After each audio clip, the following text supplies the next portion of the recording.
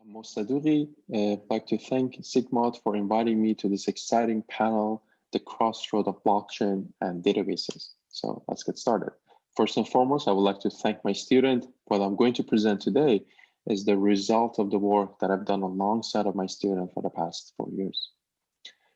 Question 1, what are the traps for database people when they look at blockchain? And in my humble opinion, I think the main limitation is that we have limited ourselves to not focus and explore the core of the blockchain, the core of consensus, the core of transaction. And we need to lead and own this field.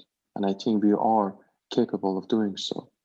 And simple way to do it, first step, is start building it. In the same way we build Postgres, System R, and everything that followed, we need to start building these permission system or permissionless counterparts. In RDAP ourselves, we've been developing ResilientDB, which is a permission blockchain.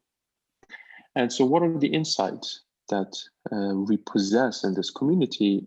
And there are many, from commit protocol, agreement, concurrency, different type of execution, optimism, pessimism, speculation, query evaluation, storage, and of course, logging, recovery, checkpointing. These are all key ingredients in order to build efficient databases and to build next generation scalable blockchain fabrics. So the path forward is our vision, our roadmap, and also includes what we've done so far in building ResilientDB.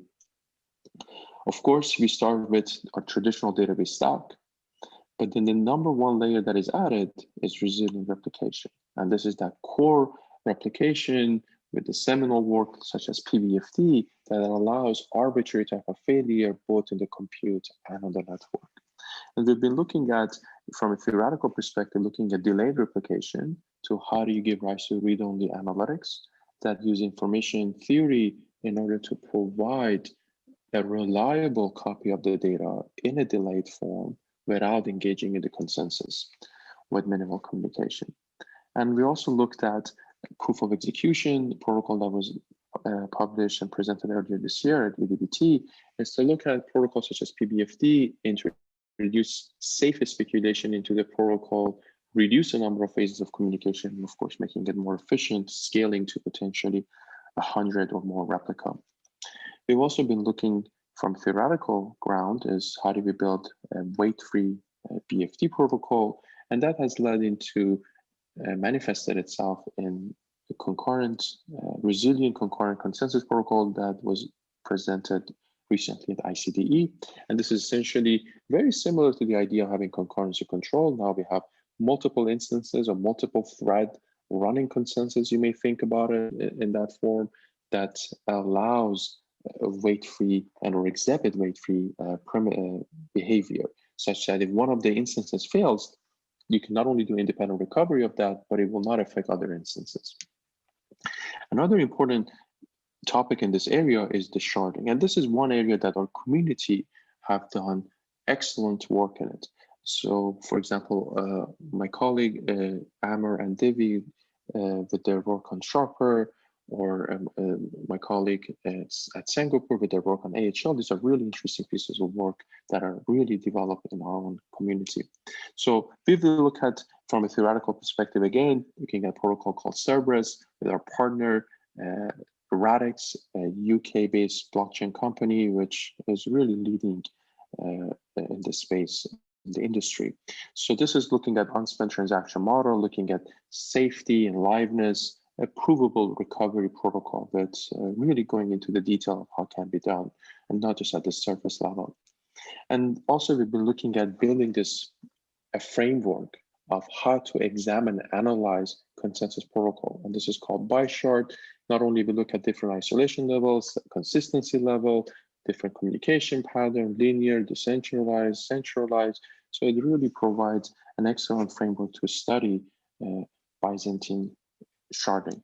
But also cross-chain, again, I'll let my colleague who have done interesting work in this space to dwell deeper, and also global distribution or geoscale consensus. Again, we started with a theoretical work of if you have two different clusters, how do you communicate with them reliably, establishing a lower bound, and also presenting an optimal algorithm, which also manifested itself into a practical protocol called GeoBFD, which uses an optimistic variant of that cluster sending problem. And also reconfigurability of the network, the recovery. These are two highly understudied problems, but of a practical importance. How do you add, remove nodes locally, globally, and how do you actually run the recovery or the view change protocol efficiently? And again, this stack, these boxes are interchangeable and also highly intertwined. Identity management is another important topic in the space, and this really leads to the permission and permissionless question. Can you do both? Do you have an identity, or do you need to show a proof of resource of some sort?